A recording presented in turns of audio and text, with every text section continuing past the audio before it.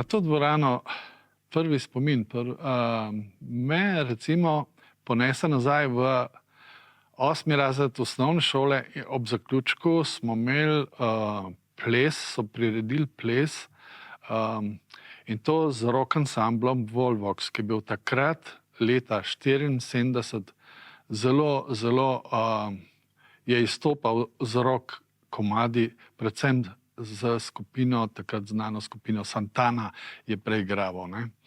In tukaj je bil tak prvi masovni ples za osmošolce, katerem smo res zaužili roko v polnem zamahu.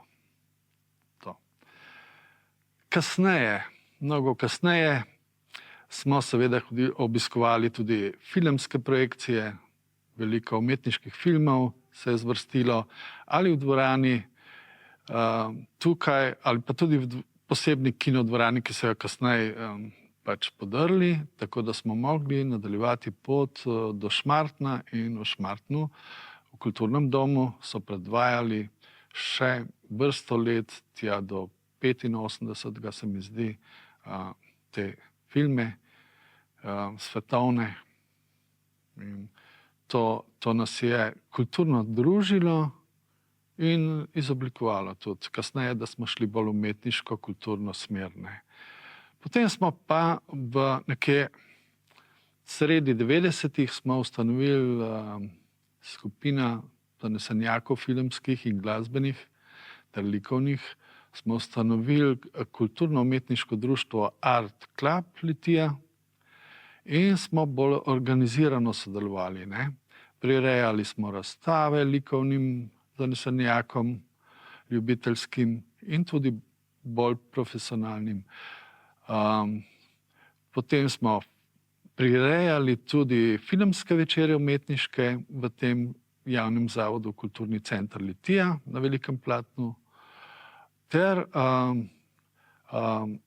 izvedli kar nekaj let, vrsto let, od začetka 2007 pa do 2014, redno vsakoletno filmsko druženje filmarjev kratkega filma iz vse regije, to se pravi tudi širše, ne samo z Litijske, mladih ustvarjalcev, ki so ustvarjali kratke filme.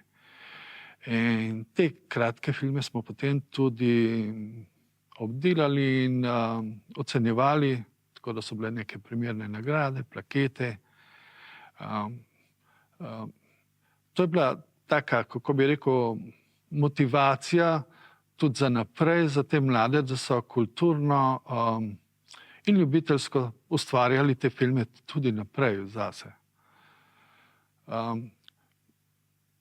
Vrsto let smo delovali tudi ljubiteljsko na področju likovnega ustvarjanja, filmskega in glasbenega.